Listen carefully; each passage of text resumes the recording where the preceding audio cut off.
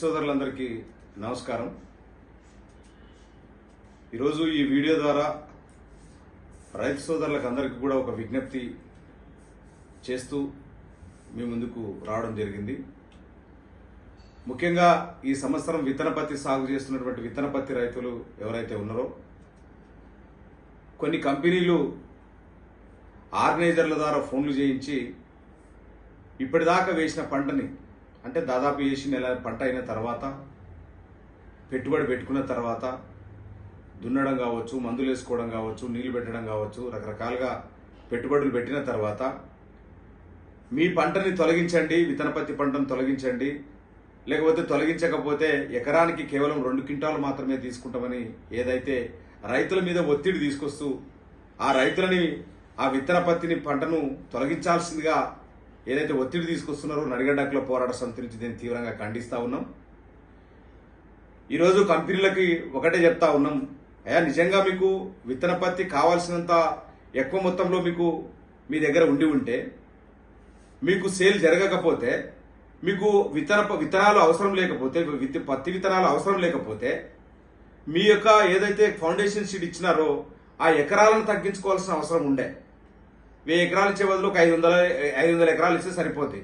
లేదు మీకు విత్తనాలు సరిపడా మార్కెట్లో సప్లై చేసినంత సరిపడా విత్తనాలు ఉన్నట్లయితే మీరు క్రాప్ హాలిడే ప్రకటించాలా।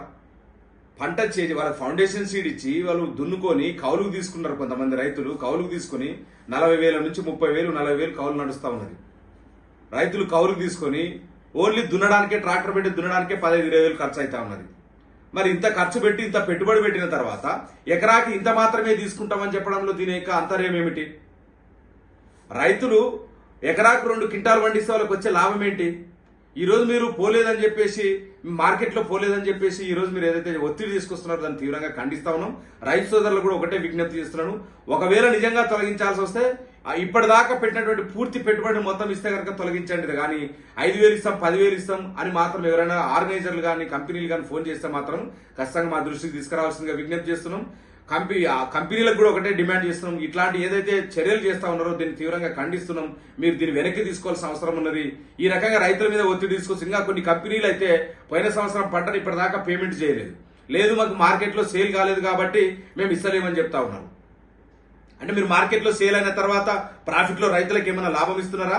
ఆ ప్రాఫిట్లో మీరు షేర్ ఏమైనా ఇస్తున్నారా? లేదు కదా। మీకు అమ్ముడుపోతే ఇస్తారో అమ్ముడుపోకపోతే ఎరా రైతులకి? కాబట్టి దీన్ని కూడా ఇక్కడ ఉన్నటువంటి అధికారులు కూడా గమనించాలా। మొన్న రైతు కమిషన్ ఎదుట ఇవన్నీ వాస్తవ విషయాలను కూడా ఆ కమిషన్ దృష్టికి తీసుకెళ్లడం జరిగింది। ఫెయిల్ కాకుండా కూడా ఫెయిల్ అయిందని చాలా మంది ఆర్గనైజర్ చెప్తున్నారు, దీన్ని వెంటనే సరిదిద్దుకోవాలా। లేని పక్షంలో ఖచ్చితంగా ఉన్నత న్యాయస్థానాలకు ఖచ్చితంగా వెళ్తాము, ప్రభుత్వం దృష్టికి తీసుకెళ్లేదాకా పోరాడతాము।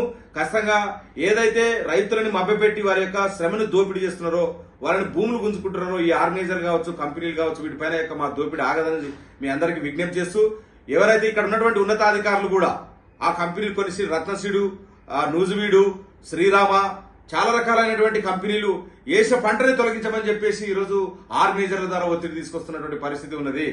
వెంటనే ఈ నిర్ణయాన్ని వెనక్కి తీసుకోవాలా। లేని పక్షంలో నడిగడ్డ హక్కుల పోరాట సమితి ఆధ్వర్యంలో రైతులందరినీ సమీకరించి పెద్ద ఎత్తున పోరాటం చేస్తాము। మొన్ననే చెప్పడం జరిగింది కలెక్టర్ గారి దగ్గర కూడా, ఇవన్నింటినీ కూడా దృష్టి పెట్టి పరిష్కారం చేయాలని చెప్పేసి, లేకపోతే రైతులందరినీ కూడా సేకరించి సమస్యలు పరిష్కారం కాకపోతే రాష్ట్ర ప్రభుత్వానికి తెలిసేలా, ముఖ్యమంత్రి రేవంత్ రెడ్డి గారికి తెలిసేలా ఇక్కడి నుంచి గద్వాల నుంచి హైదరాబాద్ వరకు కూడా పాదయాత్ర చేస్తామని సందర్భంగా హెచ్చరిస్తా ఉన్నాం।